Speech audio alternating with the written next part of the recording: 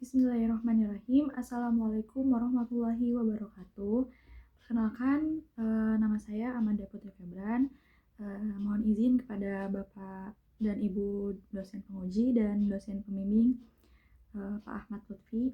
Saya di sini ingin mempresentasikan hasil dari penelitian saya yang berjudul Pengaruh Perputaran Kas, Current Ratio, Total Asset Turnover, dan terhadap return on asset pada PT Akasa Wira Internasional (TBK) periode 2013 sampai 2023. Pertama itu ada latar belakang dalam menghadapi persaingan bisnis yang ketat. Perusahaan dituntut untuk memiliki keunggulan dalam mengelola keuangan agar dapat mempertahankan kelangsungan usahanya. Salah satu indikator penting di kinerja keuangan adalah kemampuan menghasilkan laba yang dapat dilihat melalui rasio return on asset. Penelitian ini berfokus pada PT Akasa Wira Internasional (TBK) selama periode 2013 sampai 2023 dengan tujuan untuk menganalisis apakah perputaran kas, current ratio, dan total asset turnover berpengaruh terhadap return on asset. Dengan memahami hubungan ini, perusahaan dapat mengambil keputusan keuangan yang lebih efektif dan efisien. Selanjutnya ada rumusan masalah. Rumusan masalah yang pertama itu apakah perputaran kas berpengaruh signifikan terhadap return on asset. Kemudian yang kedua, apakah current ratio berpengaruh signifikan terhadap return on asset. Yang ketiga, apakah total asset turnover berpengaruh signifikan terhadap return on asset. Dan yang keempat, apakah perputaran kas, current ratio, dan total asset turnover secara simultan berpengaruh terhadap return on asset. Selanjutnya ada tujuan penelitian. Yang pertama itu untuk mengetahui pengaruh secara signifikan perputaran kas terhadap return on asset pada PT Akasa Wira Internasional (TBK) periode 2013 sampai dengan 2023. Kemudian yang kedua, untuk mengetahui pengaruh secara signifikan current ratio terhadap return on asset pada PT Akasa Wira Internasional (TBK) periode 2013 sampai dengan 2023. Yang ketiga, untuk mengetahui pengaruh signifikan total asset turnover terhadap return on asset pada PT Akasa Wira Internasional (TBK) periode 2013 sampai dengan 2023. Dan yang keempat, untuk mengetahui pengaruh secara simultan perputaran kas, current ratio, total asset turnover terhadap return on asset pada PT Akasa Wira Internasional (TBK) periode 2013 sampai dengan 2023. Untuk selanjutnya ada metode penelitian. Penelitian ini menggunakan pendekatan kuantitatif dengan metode deskriptif asosiatif yang bertujuan untuk mengetahui hubungan antara variabel-variabel perputaran kas, current ratio, dan total asset turnover terhadap return on asset. Kemudian jenis dan sumber data. Data sekunder yang merupakan laporan keuangan dan laporan tahunan dari PT Akasa Wira Internasional (TBK) periode 2013 sampai dengan 2023. Dan data yang diperoleh melalui situs resmi perusahaan dari website yaitu https://akasainternational.com. Selanjutnya ada teknik analisis data. Teknik analisis data yang dipakai pertama ada uji statistik deskriptif, yang kedua uji asumsi klasik yang isinya ada uji normalitas, uji multikolonialitas, dan uji heteroskedastisitas.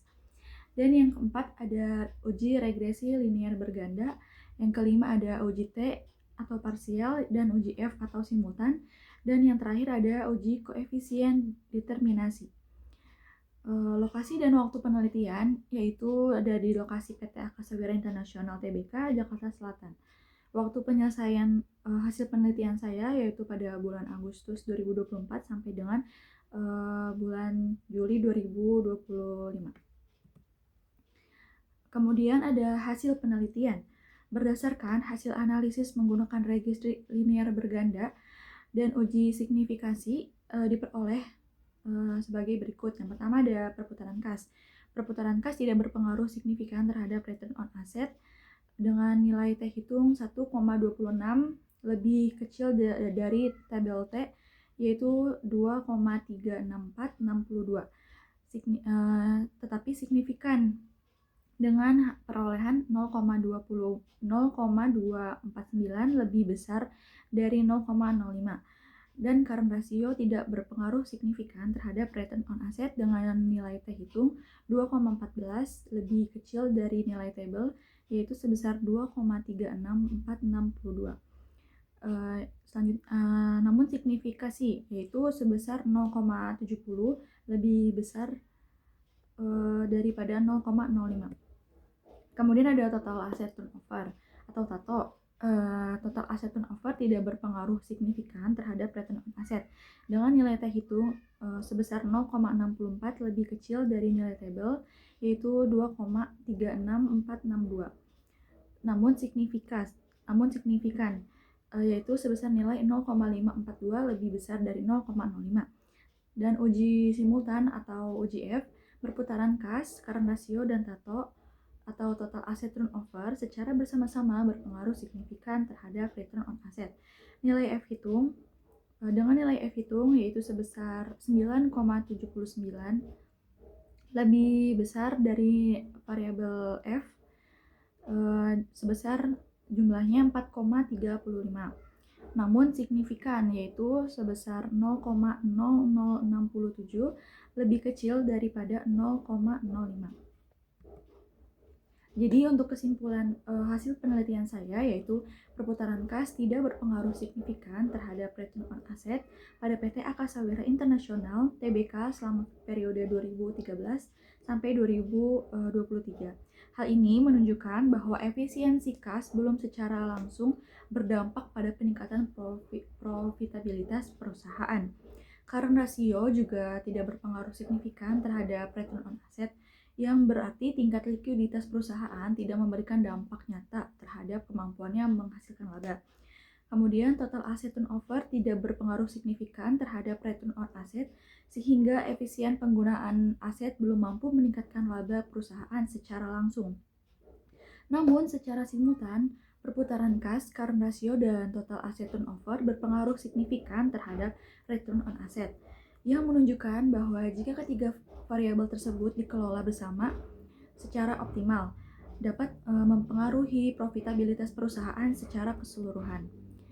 Kemudian untuk sarannya bagi perusahaan PT Akasawira Internasional Tbk periode 2013 sampai 2023, perusahaan sebaiknya lebih mengoptimalkan pengelolaan kas agar lebih efisien dan produktif dalam menghasilkan laba. Selain itu, pengendalian terhadap aset lancar dan total aset perlu ditingkatkan agar dapat berkontribusi lebih besar terhadap profitabilitas. Kemudian yang kedua ada bagi manajemen keuangan.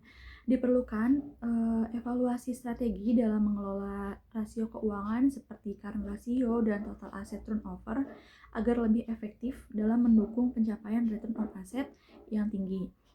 Selanjutnya ada bagi penelitian selanjutnya. Disarankan untuk menambahkan variabel lain yang juga dapat mempengaruhi return on asset seperti debt to equity ratio, net profit margin, atau ukuran perusahaan.